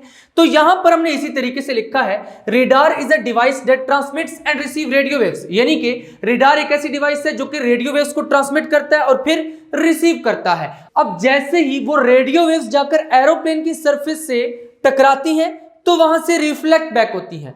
वो जो रिफ्लेक्ट बैक वाला सिग्नल है ना, उससे मालूम होता है कि वो कितनी हाइट पर है या फिर वो कितनी स्पीड के साथ मूव कर रहा है। तो यहां पर हमने इसी तरीके से लिखा है, radar system uses the Doppler effect, यानी इसमें डॉपलर इफेक्ट यूज होता है। देखो अगर वहां पर वो एरोप्लेन मूव कर रहा होगा तो क्या होगा, रिलेटिव मोशन की वजह से जो वेव्स गई हैं उनकी फ्रीक्वेंसी में चेंज आएगा, अपीयरेंस चेंज आएगा। क्योंकि डॉपलर इफेक्ट यही कहता है ना कि जब भी सोर्स और ऑब्जर्वर रिलेटिव मोशन में होंगे तो वहां पर अपीयरेंट चेंज इन फ्रीक्वेंसी होगा। तो बेसिकली यहां पर भी डॉपलर इफेक्ट ही वर्क करता है, जिसके जरिए elevation and speed of an aeroplane measure की जाती है। अब यहां पर हमने देखना ही है कि डॉपलर इफेक्ट इसमें कैसे अप्लाई होता है। देखो एप्लीकेशन ऑफ डॉपलर इफेक्ट है, हमने ये कहा है कि रेडार सिस्टम में डॉपलर इफेक्ट एप्लीकेबल होता है। तो यहां पर डॉपलर इफेक्ट मैकेनिज्म की हेडिंग लगाकर हमने ये लिख दिया है कि डॉपलर इफेक्ट यहां पर कैसे अप्लाई होता है। इसको समझने के लिए पहले एक छोटी सी डायग्राम समझते हैं। ये डायग्राम आपने ड्रा भी करनी है नोट्स में, और अगर पेपर में इससे रिलेटेड क्वेश्चन आ जाए तब भी वाली डायग्राम आपने ड्रा करनी है। इसमें यहां पर आपको ये रेडार सिस्टम नजर आ रहा है, दिस इज एरोप्लेन, और ये यहां पर क्या जा रही है, माइक्रोवेव जा रही है। कौन सी वाली जा रही है, यहां पर देखिए ये वाली वेव क्या कर रही है, जा रही है। इसको मैं इस तरीके से एरो लगा देता हूं, यहां पर जा रही है, जा रही है, यहां पर भी एरो लगा देते हैं। कुछ आप डिस्टेंस पर इस पे एरो लगा दीजिए, फिर यहां पर भी ये जा रही है इस तरीके से। और जब ये यहां पर पहुंचेगी फिर ये मेटल सरफेस है, रेडियो वेव क्या होगी, रिफ्लेक्ट बैक होगी। यहां पर देखिए बच्चों, रेडियो वेव क्या हो रही है, रिफ्लेक्ट बैक हो रही है कुछ इस तरीके से। ये रिफ्लेक्ट बैक, यहां पर भी एरो लगा देते हैं। इसी के साथ रिफ्लेक्ट बैक होते होते यहां तक पहुंच जाएगी कुछ इस तरीके से। अब यहां पर बेसिकली हो क्या रहा है, ये एरोप्लेन इधर करीब आ रहा है, तो मैं यहां पर लिख दूंगा एरोप्लेन अप्रोचिंग। क्या लिख दूंगा, एरोप्लेन अप्रोचिंग, यानी एरोप्लेन इस सिस्टम को क्या कर रहा है, अप्रोच कर रहा है या फिर करीब आ रहा है। तो यहां पर होगा क्या कि जो वेव यहां से गई है जाकर एरोप्लेन से टकराई है, जब करीब आ रहा है तो जो रिफ्लेक्टेड वेव है उसकी वेवलेंथ क्या हो जाएगी, शॉर्ट हो जाएगी। इसी वजह से यहां पर आपको साइकिल्स तंग नजर आ रहे हैं। लेकिन अगर दूसरे केस की हम बात करें तो यहां पर जो एरोप्लेन है वो दूर जा रहा है, यानी एरोप्लेन रिसीड कर रहा है। यहां पर मैं लिख देता हूं एरोप्लेन रिसीडिंग, यानी एरोप्लेन क्या कर रहा है, रिसीड कर रहा है। और यहां पर कौन सी वाली वेव जा रही है, देखिए कुछ इस तरीके से ये वाली वेव जा रही है। ये देखिए यहां पर ये वेव गई, यहां पर गई, यहां पर गई कुछ इस तरीके से, और यहां से जाते जाते किधर पहुंचेगी, इस तक, इस तरीके से पहुंच जाएगी। उसके बाद ये वेव यहां से फिर रिफ्लेक्ट बैक होगी, कैसे आएगी, कुछ इस तरीके से यहां पर आ रही है, वापस आ रही है यहां पर कुछ इस तरीके से, और बाद में जब वापस आएगी तो यहां पर ये इस रेडार सिस्टम में डिटेक्ट हो जाएगी। अब यहां पर देखो, क्योंकि एरोप्लेन दूर भाग रहा है तो जो रिफ्लेक्टेड वेव होगी उसकी वेवलेंथ क्या हो जाएगी, एक्सपेंड हो जाएगी, यानी कि यहां पर वेवलेंथ लॉन्गर होगी। अगर करीब आ रहा है तो जो साइकिल्स है वो क्या होते जाएंगे, कंप्रेस होते जाएंगे, यानी कि वेवलेंथ क्या होगी, कंप्रेस होगी, वेवलेंथ शॉर्ट होती जाएगी। लेकिन अगर दूर जा रहा है तो साइकिल्स खुले होते चले जाएंगे। जब साइकिल्स खुले होंगे तो वेवलेंथ क्या होगी, एक्सपेंड होगी, यानी कि वहां पर वेवलेंथ लॉन्गर होगी।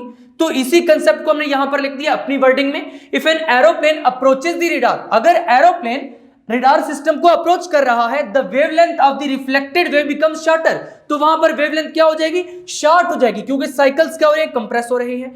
नेक्स्ट पॉइंट क्या है, if an aeroplane moves away from the radar, अगर एरोप्लेन रेडार से दूर जाएगा तो साइकिल्स क्या होते जाएंगे, एक्सपेंड होते चले जाएंगे। तो इस केस में wavelength of the reflected wave क्या हो जाएगी, लॉन्ग हो जाएगी, क्योंकि एरोप्लेन क्या जा रहा है, दूर जा रहा है। अब इसकी एक एक्सटेंडेड एप्लीकेशन भी है। एक्सटेंडेड एप्लीकेशन का क्या मतलब है, it is used to determine the speed of satellites moving around the earth. देखो जिस तरीके से हम एरोप्लेन्स की स्पीड मेजर कर सकते हैं क्योंकि स्पीड से मूव कर रहे हैं रेडार सिस्टम से, इसी तरीके से हम इस सिस्टम को यूज करते हुए यहां पर जो सैटेलाइट्स अर्थ के अराउंड मूव कर रहे हैं उनकी स्पीड का भी अंदाजा लगा सकते हैं। Next application of the Doppler effect है सोनर। तो SO से क्या बन रहा है, साउंड, N से बन रहा है नेविगेशन, A से एंड और R से रेंजिंग, यानी कि साउंड, नेविगेशन एंड रेंजिंग। अब ये सोनर सिस्टम कहां पर यूज होता है, व्हाट इज सोनर। देखो आपको इतना तो समझ आ गया कि इसकी कंप्लीट फॉर्म क्या है। अब यहां पर sonar is general term for sonic और ultrasonic under water echo ranging and echo sounding systems. देखो इसका क्या मतलब है। अब अल्ट्रासोनिक वेव्स कौन सी होती हैं, ये जो ह्यूमन ईयर्स है ना, ये 20 हर्ट्ज से 20 किलो हर्ट्ज तक का साउंड सुन सकते हैं। 20 हर्ट्ज से अगर बिलो फ्रीक्वेंसी वाला साउंड होगा तो वो हम नहीं सुन सकते। अगर 20 किलो हर्ट्ज से ऊपर की फ्रीक्वेंसी वाला साउंड होगा तो वो भी हम नहीं सुन सकते। जो 20 किलोहर्ट्ज की फ्रीक्वेंसी से ज्यादा फ्रीक्वेंसी वाली साउंड वेव्स होती हैं उनको हम कहते हैं अल्ट्रासोनिक वेव्स, यानी कि ऐसी साउंड वेव्स जिनकी फ्रीक्वेंसी 20 किलोहर्ट्ज से ज्यादा होती है, दैट आर अल्ट्रासोनिक वेव्स, जिनको हम नहीं सुन सकते। तो यहां पर बेसिकली सोनर में क्या होता है, जो अंडर वाटर ऑब्जेक्ट होते हैं उनको डिटेक्ट किया जाता है, अल्ट्रासोनिक वेव्स भेजी जाती है, वो रिफ्लेक्ट बैक होती हैं, जिससे हमें पता चलता है कि यहां पर ऑब्जेक्ट प्रेजेंट है। देखो अब क्या होगा, अगर ऑब्जेक्ट मूव कर रहा है तो अल्ट्रासोनिक वेव्स जो जा रही हैं फिर रिफ्लेक्ट होंगी, तो रिफ्लेक्टेड वेव फिर कंप्रेस होगी या फिर एक्सपैंड होगी, वहां पर डॉपलर इफेक्ट यूज होगा, जिससे हमें स्पीड के बारे में पता चलेगा, ऑब्जेक्ट के बारे में पता चलेगा। तो यहां पर हमने इसी तरीके से लिखा है, it is a technique for detecting the presence of objects under water by acoustical echo. ये अंडर वाटर ऑब्जेक्ट्स को डिटेक्ट करने के लिए टेक्निक यूज होती है। अब एकॉस्टिकल इको का क्या मतलब है, देखो अभी मैं बोल रहा हूं तो यहां पर आपको इको सुनाई पड़ रही है, तो दिस इज बेसिकली इको।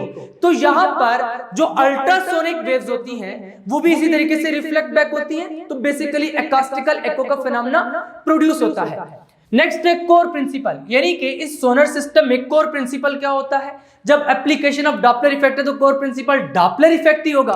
तो यहां पर हमने यही बात लिखी है, in sonar Doppler detection relies upon the relative speed of the target and the detector. देखो इसमें क्या होगा कि यहां पर लेट्स से टारगेट है, अब अल्ट्रासोनिक वेव्स गई, रिफ्लेक्ट बैक हुई, अगर ये इसके करीब आ रहा है तो वेव्स क्या होंगी, कंप्रेस होंगी, अगर दूर जा रहा है तो वेव्स क्या होंगी, एक्सपैंड होगी, यानी कि वेवलेंथ बढ़ेगी।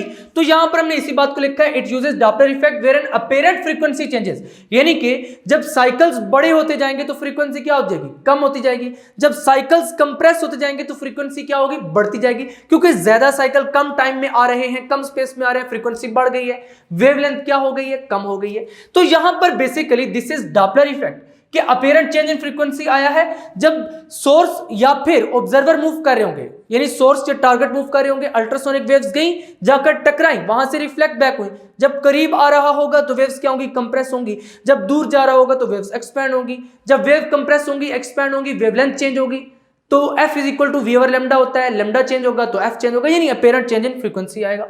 Military applications include the detection and location of submarines. Submarines क्या होती हैं, इसके बारे में ऑलरेडी मैंने आपको फ्लूइड डायनामिक्स वाले चैप्टर में पढ़ाया हुआ है, सॉलिड्स एंड फ्लूइड डायनामिक्स। तो यहां पर उन्हीं सबमरीन्स की बात हो रही है, यानी कि उनको डिटेक्ट करने के लिए, उनकी लोकेशन को चेक करने के लिए ये सोनर टेक्निक यूज होती है। Control of anti submarine weapons, यानी कि जो एंटी सबमरीन वेपन्स हैं उनको डिटेक्ट करने के लिए, उनको कंट्रोल करने के लिए, माइन हंटिंग के लिए, डेप्थ मेजरमेंट ऑफ सी, यानी कि सी की डेप्थ कितनी है उसको भी मेजर करने के लिए हम सोनर टेक्निक को यूज करते हैं। थर्ड है एप्लीकेशंस इन एस्ट्रोनॉमी, जो कि वेरी वेरी इंपॉर्टेंट एप्लीकेशन है, बार बार इसमें से पेपर में क्वेश्चन बन के आता है। ये जो हेडिंग्स देख रहे हैं ना आप लोग, रेड शिफ्ट, ब्लू शिफ्ट, इनके बारे में तो अक्सर क्वेश्चन आया होता है। Differentiate between red shift and blue shift, what is meant by red shift and blue shift in context of Doppler's effect. तो कुछ इस तरीके से क्वेश्चन बन के आ जाता है, and it is very very important question, हर दूसरे तीसरे पेपर में ये वाला क्वेश्चन रिपीट हुआ होता है। तो यहां पर पहले हमने देखना है कि एस्ट्रोनॉमी में किस तरीके से डॉपलर इफेक्ट एप्लीकेबल होता है। देखो जहां पर भी डॉपलर इफेक्ट एप्लीकेबल होगा ना, बेसिकली वहां पर हो क्या रहा होगा कि सोर्स और ऑब्जर्वर रिलेटिव मोशन में होंगे और इसके साथ साथ अपीरेंट चेंज इन फ्रीक्वेंसी होगा। बाकी सब कुछ अगर भूल भी जाए ना कि क्या लिखना था, तो एक सेंटेंस तो पक्का याद रख लो कि सोर्स और ऑब्जर्वर क्या कर रहे होंगे, इन दोनों में से कोई एक मूव कर रहा होगा या दोनों मूव कर रहे होंगे, यानी कि रिलेटिव मोशन होगा, और इसी के साथ साथ अपीरेंट चेंज इन फ्रीक्वेंसी होगा। हर एप्लीकेशन में ये वाला कंसेप्ट यूज होता है। Astronomers use Doppler effect to calculate the speeds of distant stars and galaxies, क्योंकि एस्ट्रोनॉमी में यही चीजें आती हैं, स्टार्स वगैरह, गैलेक्सीज वगैरह, यानी स्पेस में जो कुछ आता है। तो यहां पर ये जो डिस्टेंट स्टार्स और गैलेक्सीज हैं, इनकी स्पीड को मेजर करने के लिए डॉपलर इफेक्ट यूज होता है। By comparing the line spectrum of light from A star with light from a laboratory source. देखो जो स्टार लाइट एमिट कर रहा है उस लाइट की फ्रीक्वेंसी और जो लेबोरेटरी में उसी तरीके की लाइट है उसकी फ्रीक्वेंसी, इनको कंपेयर किया जाता है, इनकी वेवलेंथ को कंपेयर किया जाता है, और वहां से देखा जाता है कि ये स्टार कितनी स्पीड से मूव कर रहे हैं। The Doppler shift of stars light can be measured. तो वहां पर जो डॉपलर शिफ्ट होता है, यानी कि डेल्टा लैम्डा, जो चेंज इन वेवलेंथ आता है उसको मेजर कर लेते हैं। तो वहां से क्या कैलकुलेट कर लिया जाता है, स्पीड ऑफ द स्टार को, यानी कि यहां पर हमारे पास लेबोरेटरी में किसी एक कलर की लाइट है जिसकी प्रॉपर फ्रीक्वेंसी होगी, ये उसी कलर की होगी जिस कलर की लाइट स्टार एमिट कर रहा है। तो स्टार की उसी कलर की लाइट और लेबोरेटरी में जो सोर्स है इसकी भी उसी कलर की लाइट, यानी उसी फ्रीक्वेंसी की बेसिकली लाइट लिया जाता है। फिर दोनों के लाइन स्पेक्ट्रम को बेसिकली कंपेयर किया जाता है और वहां से डिड्यूस किया जाता है कि डेल्टा लैम्डा या फिर डॉपलर शिफ्ट कितनी है। तो यहां पर बेसिकली हम जो डॉपलर शिफ्ट इसमें मेजर करते हैं that is of two types, red shift and blue shift. Red shift और ब्लू शिफ्ट को पढ़ने से पहले एक बात आप अपने नोट्स में रफ साइड पर नोट कर लें और इसको आपने याद रखना है। ये जो रेड कलर की लाइट होती है इसकी वेवलेंथ काफी ज्यादा होती है और ब्लू कलर की लाइट की वेवलेंथ कम होती है। ये बात एमसीक्यूज में शॉर्ट क्वेश्चन में कभी कभी पूछ भी ली जाती है, लेकिन आपने रफ साइड पर नोट्स में ये बात जरूर लिखनी है कि जो रेड कलर की लाइट है इसकी वेवलेंथ क्या होती है, ज्यादा होती है, और ब्लू कलर की लाइट की वेवलेंथ कम होती है। यहां पर अब समझते हैं कि रेड शिफ्ट क्या है। When a star is moving away from Earth, देखो बच्चों, जब स्टार अर्थ से दूर मूव कर रहा होगा, away from the earth move कर रहा होगा, तो वहां पर जो वो लाइट एमिट करेगा उसकी वेवलेंथ क्या होगी, एक्सपैंड होती चली जाएगी, यानी वेवलेंथ ज्यादा होगी। तो किसकी वेवलेंथ ज्यादा होती है, रेड कलर की या ब्लू कलर की? रेड कलर की ज्यादा होती है, अभी मैंने आपको बताया है। तो यहां पर इसी वजह से हम इसको रेड शिफ्ट कहते हैं, यानी जब star away from the earth move करता है तो वो जो लाइट एमिट करता है उसकी वेवलेंथ क्या होती है, लॉन्गर होती है, क्योंकि दूर मूव कर रहा है, साइकिल्स एक्सपेंड हो रहे हैं, वेवलेंथ लॉन्ग होती जा रही है। Then if the stars at rest, यानी जब स्टार रेस्ट पर था उस वक्त जो वेवलेंथ थी अब उससे क्या हो रही है, ज्यादा हो रही है, क्योंकि स्टार क्या कर रहा है, दूर मूव कर रहा है। तो लॉन्गर वेवलेंथ का क्या मतलब है कि यहां पर कुछ रेड कलर की लाइट एमिट होगी, तो इसी वजह से लिखा है this causes the light spectrum to shift. अब ये क्या करता है, लाइट स्पेक्ट्रम को शिफ्ट कर देता है, यानी जो हमारे पास लाइट का स्पेक्ट्रम है उसमें रेड एंड पे शिफ्ट कर देता है। तो यहां पर ये जो शिफ्ट हुआ है ना, लाइट स्पेक्ट्रम की जो शिफ्टिंग हुई है, दिस इज रेड शिफ्ट। जब भी star away from the earth move करेगा तो वेवलेंथ क्या होगी, लॉन्ग होगी, क्योंकि रेड कलर की वेवलेंथ क्या होती है, ज्यादा होती है। तो यहां पर स्पेक्ट्रम क्या होगा, रेड वाली साइड पर शिफ्ट होगा। जब रेड वाली साइड पर शिफ्ट होगा तो यहां पर फिर क्या होगा, रेड शिफ्ट होगी। अब यहां पर लाइट के स्पेक्ट्रम से क्या मुराद है, आपके ज़हन में भी आ रहा होगा। देखो इस डायग्राम को समझते हैं जो कि आपकी बुक में दी गई है। मैंने यहां पर ये 3 स्पेक्ट्रम्स ड्रा कर रखे हैं। मान लो यहां पर हमारे पास एक स्टार है कुछ इस तरीके से, दिस इज स्टार, इसको मैं इस तरीके से फिल भी कर देता हूं। अब अगर ये वाला स्टार यहां पर प्रेजेंट है तो ये कुछ ना कुछ लाइट एमिट कर रहा होगा और उसकी वेवलेंथ कुछ इस तरीके से होगी, यानी कुछ इस तरीके की वेव क्या कर रहा होगा, वो एमिट कर रहा होगा यहां पर।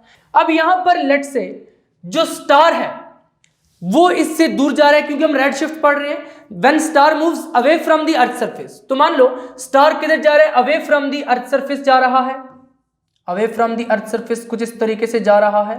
तो यहां पर फिर वेव क्या होगी, वो एक्सपैंड हो जाएगी, कुछ इस तरीके से बनेगी वेव, यानी कुछ एक्सपैंडेड वेव बनेगी। और स्पेक्ट्रम किधर शिफ्ट हुआ है, रेड वाली साइड पर, यानी यहां पर ये आपको रेड वाली साइड पर शिफ्ट होता हुआ नजर आया है। तो यहां पर बेसिकली स्टार क्या कर रहा है, दूर भाग रहा है, स्टार रिसीडिंग। मैं यहां पर लिख देता हूं स्टार रिसीडिंग। और यहां पर क्या था, this was the stationary star, यानी कि स्टार रुका हुआ था, जनरली लाइट एमिट कर रहा था, स्टेशनरी स्टार।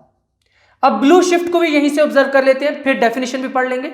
देखो ब्लू शिफ्ट के केस में क्या होता है, जब स्टार अर्थ के करीब आ रहा होता है तो उस केस में क्या होगा, वेवलेंथ कंप्रेस होगी। जब वेवलेंथ कंप्रेस होगी यानी कि शॉर्टर होगी, तो उस केस में क्या होना चाहिए, ब्लू कलर की वेवलेंथ क्योंकि शॉर्ट होती है, तो इस केस में स्पेक्ट्रम को ब्लू वाली साइड पर शिफ्ट होना चाहिए। जब स्पेक्ट्रम ब्लू वाली साइड पर शिफ्ट होगा तो this will be the blue shift. मान लो कुछ इस तरीके से हमारे पास ये स्टार है यहां पर। अब क्योंकि स्टार करीब आ रहा है, स्टार अप्रोच कर रहा है, तो वेव कैसी बनेगी, इस तरीके से तंग तंग साइकिल्स बनेंगे यहां पर कुछ इस तरीके से। अब स्पेक्ट्रम किधर शिफ्ट हुआ है, ब्लू वाली साइड पर शिफ्ट हुआ है, तो यहां पर स्टार क्या कर रहा था, अप्रोच कर रहा था, तो मैं लिख दूंगा स्टार अप्रोचिंग। तो यहां पर आपको ब्लू शिफ्ट भी समझ आ चुकी है, यानी जब स्टार अर्थ की तरफ मूव करेगा तो वहां पर वेवलेंथ क्या होगी, कंप्रेस होगी, ये साइकिल्स कंप्रेस होते जाएंगे और यहां पर जो वेवलेंथ है वो शॉर्ट होती जाएगी। वेवलेंथ के कंप्रेस होने का क्या मतलब है कि वेवलेंथ शॉर्ट हो रही है, वेवलेंथ डिक्रीज हो रही है। तो क्योंकि ब्लू कलर की वेवलेंथ शॉर्ट होती है तो यहां पर स्पेक्ट्रम किधर शिफ्ट होगा, ब्लू वाली साइड पर। जब स्पेक्ट्रम ब्लू वाली साइड पर शिफ्ट होगा तो उस केस में शिफ्ट कौन सी होगी, ब्लू शिफ्ट होगी। तो यहां पर फिर हमने यही प्यारी सी डेफिनेशन लिखी है, when star is moving towards the earth, जब स्टार अर्थ की तरफ मूव कर रहा है तो उस केस में क्या होगा, the light it emits has shorter wavelength, उस केस में वेवलेंथ शॉर्ट होगी यानी वेवलेंथ कंप्रेस होगी। Then if the star has been at rest. देखो जब स्टार रेस्ट पर था यहां पर नॉर्मल वेव बन रही थी, इतनी वेवलेंथ थी, लेकिन जब करीब आ रहा है तो वेवलेंथ क्या हुई है, शॉर्ट हुई है, यानी यहां पर साइकिल्स क्या हुए, कंप्रेस हुए, वेव कंप्रेस हुई है। तो हमने यही लिखा है कि ये जो वेवलेंथ है ये क्या हो जाएगी, शॉर्ट हो जाएगी। किससे शॉर्ट होगी, then if the star has been at rest this shift the spectrum towards blue end. अब स्पेक्ट्रम किधर गया था, ब्लू एंड पे गया था, तो हमने इसको क्या कहा, ब्लू शिफ्ट। तो यहां पर आपको समझ आ चुका है red shift and blue shift. तो फिर बच्चों अगर आपसे पेपर में क्वेश्चन पूछा जाए रेड शिफ्ट और ब्लू शिफ्ट तो आप लिख लेंगे आसानी से। ऐसे आपने हेडिंग लगानी है रेड शिफ्ट की, ये वाली डेफिनेशन लिखनी है 2 पॉइंट्स बना के, ये एक पॉइंट है, ये दूसरा पॉइंट है। अगर ब्लू शिफ्ट के बारे में पूछा जाए तो आपने ये वाला लिख देना है, लेकिन ये इकट्ठा क्वेश्चन आता है तो आपने इसी तरह प्रॉपर हेडिंग लगा के इन दोनों के बारे में लिख देना है। या फिर कुछ इस तरीके से पूछा जाता है right application of Doppler effect in astronomy, तो वहां पर आपने ये वाला सारा उठाकर लिख देना है। Next application of Doppler effect है रेडार स्पीड ट्रैप। अब ये रेडार स्पीड ट्रैप क्या है, देखो ट्रैफिक इंस्पेक्टर्स गाड़ियों की स्पीड कैसे चेक करते हैं कि ये वाली गाड़ी तेज से मूव कर रही है, वहां पर उनके पास रेडार गन होती है। उसमें क्या होता है, बेसिकली डॉपलर इफेक्ट यूज हो रहा होता है। Microwaves are emitted from a transmitter in short burst. अब रेडार स्पीड ट्रैप में क्या होता है कि जो माइक्रोवेव्स हैं वो शॉर्ट बर्स्ट में ट्रांसमिट की जाती हैं। मान लो यहां पर ट्रांसमीटर है और वहां पर कोई कार प्रेजेंट है, क्या होगा कि ट्रांसमीटर वेव्स भेजेगा माइक्रोवेव्स और माइक्रोवेव्स जाकर इस कार से टकराएंगी, जब रिफ्लेक्ट बैक होंगी तो उसी ट्रांसमीटर में बेसिकली रिसीवर भी प्रेजेंट होता है, तो वहां पर वो वेव्स क्या होती है, रिसीव हो जाती है। अब जो वेव्स रिसीव होती हैं उनकी वेवलेंथ चेंज होती है, या फिर शॉर्ट होती है या लॉन्ग होती है। तो उस शॉर्ट या लॉन्ग वेवलेंथ से हम ये देख सकते हैं कि वो जो कार है वो किस स्पीड से मूव कर रही थी। तो इसी बात को हमने लिखा है microwaves are emitted from a transmitter in short burst. Short burst में गई, कार के साथ जाकर टकराई। Each burst is reflected by any car, जो भी कार प्रेजेंट होगी माइक्रोवेव्स के पास में उससे रिफ्लेक्ट होंगी। The transmitter is open to detect the reflected microwaves. अब बेसिकली इस ट्रांसमीटर में रिसीवर प्रेजेंट होता है, एक डिवाइस होती है, उसी में ट्रांसमीटर रिसीवर दोनों प्रेजेंट होते हैं। जाकर वेव्स टकराती है कार से, वापस आती है, रिसीवर को मिल जाती है। If the reflection is caused by a moving obstacle, अगर वहां पर कोई ऑब्स्टेकल है, कोई कार वगैरह उससे रिफ्लेक्ट हुई है, the reflected microwaves are Doppler shifted, यानी वहां पर जो वेव्स रिफ्लेक्ट होती है उनकी वेवलेंथ चेंज हुई होती है। जो चेंज इन वेवलेंथ है उसी को हम डॉपलर शिफ्ट कहते हैं, यानी वहां पर रिफ्लेक्टेड वेव्स की वेवलेंथ चेंज हुई होती है। तो यही जो चेंज वेवलेंथ है ना, इसी से हम देख लेते हैं कि कार किस स्पीड से मूव कर रही है कंप्यूटर प्रोग्राम को यूज करते हुए। फिफ्थ एप्लीकेशन है satellite navigation. Satellite navigation systems use Doppler effect to determine satellite velocity and position. देखो सैटेलाइट की वेलोसिटी या पोजीशन को डिटरमिन करने के लिए भी डॉपलर इफेक्ट यूज होता है। वहां पर भी डॉपलर शिफ्ट के जरिए हम मेजर करते हैं कि क्या वेलोसिटी है इस सैटेलाइट की।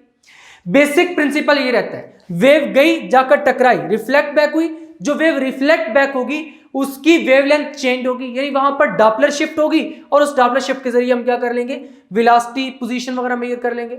नेक्स्ट है सैटेलाइट कम्युनिकेशन। तो यही जो डॉपलर इफेक्ट है इसका सैटेलाइट कम्युनिकेशन सिस्टम में भी यूज होता है। वहां पर भी डॉपलर शिफ्ट के जरिए डिफरेंट कैलकुलेशन वगैरह की जाती है, सिग्नल्स को मेंटेन किया जाता है।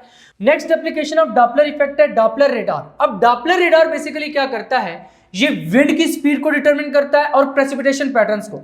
जब आप वेदर के बारे में सर्च करते हैं तो वहां पर क्या लिखा हुआ होता है, विंड स्पीड इतनी है, पहले टेम्परेचर के बारे में होता है, उसके बाद क्या होता है कि विंड स्पीड इतनी है, यानी विंड इतनी स्पीड से आज मूव कर रही है, और इसी के साथ ही प्रेसिपिटेशन पैटर्न्स भी शो हो रहे होते हैं।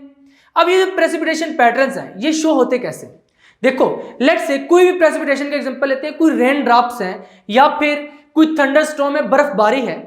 होता क्या है बेसिकली कि वेव्स जाकर टकराती हैं, वो जो प्रेसिपिटेशन के पार्टिकल्स हैं उनसे टकराती हैं। कोई भी रेन ड्रॉप, कोई भी बर्फ का टुकड़ा वगैरह होगा जो कि बर्फबारी में गिरते हैं, यानी कि वहां पर जाके वेव्स टकराती हैं, रिफ्लेक्ट बैक होती हैं, और वहां से हमें पता चलता है कि प्रेसिपिटेशन पैटर्न किस तरीके का है।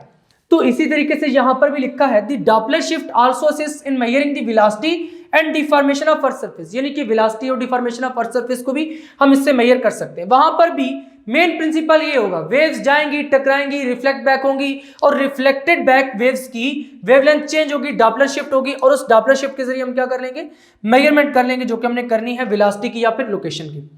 तो नेक्स्ट वेरी इंटरेस्टिंग एप्लीकेशन है application number 8, that is medical applications. देखो इसमें बेसिक 2 एप्लीकेशन है, डेटा डॉपलर एक्कोकार्डियोग्राफी और दूसरी है डॉपलर अल्ट्रासाउंड। अब डॉपलर एक्कोकार्डियोग्राफी में क्या होता है, this technique measures blood flow velocity and identifies cardiac abnormalities like valve stenosis or regurgitation। यानी यहां पर जो ब्लड के फ्लो की वेलोसिटी है, ब्लड कितनी तेजी से फ्लो कर रहा है, इसको मेजर करने के लिए डॉपलर इकोकार्डियोग्राफी को यूज किया जाता है। और हार्ट की डिफरेंट जो एबनॉर्मेलिटीज हैं, जिनको हम कहते हैं कार्डियक एबनॉर्मेलिटीज, जैसे कि वाल्व स्टेनोसिस, यानी हार्ट की जो वाल्व्स हैं उनका स्टिफ हो जाना या फिर नैरो हो जाना, this is basically known as valve stenosis. और रिगर्जिटेशन का क्या मतलब है, यानी वाल्व्स का लीक होना, हार्ट वाल्व्स का लीक होना, इसको हम कहते हैं regurgitation. Basically these two are different concepts. Valve stenosis का मतलब है वाल्व्स का नैरो होना या फिर उनका स्टिफ हो जाना, और रिगर्जिटेशन का मतलब है वाल्व्स का लीक होना। It is also used to optimise pacemaker settings. Pacemaker क्या होता है, it is basically electronic device जो कि हार्ट के रिदम की एबनॉर्मेलिटीज को ट्रीट करने के लिए यूज होती है। ये डिवाइस है, इसकी सेटिंग्स को ऑप्टिमाइज करने के लिए, यानी एक प्रॉपर फ्लो में लाने के लिए डॉपलर इकोकार्डियोग्राफी का यूज होता है। यानी कि जो हार्ट की एबनॉर्मेलिटीज हैं उनको देखते हुए पेसमेकर की प्रॉपर सेटिंग्स की जाती हैं। उन सेटिंग्स को ऑप्टिमाइज करने के लिए क्या किया जाता है, डॉपलर इकोकार्डियोग्राफी का यूज किया जाता है। उसके बाद नेक्स्ट है डॉपलर अल्ट्रासाउंड।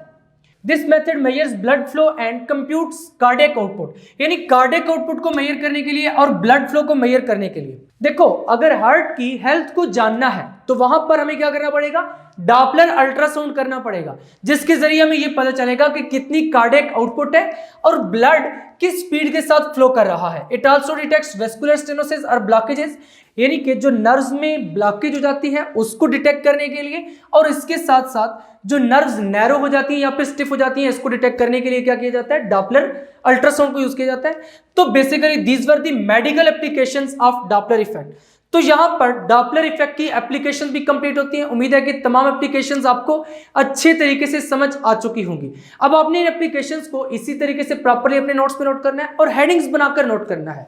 और डॉपलर इफेक्ट वाला जो क्वेश्चन है, it is basically very very important long question, और ये जो एप्लीकेशन है ये भी लॉन्ग क्वेश्चन में पूछी जा सकती हैं और इसके साथ साथ शॉर्ट क्वेश्चन में भी पूछी जा सकती हैं।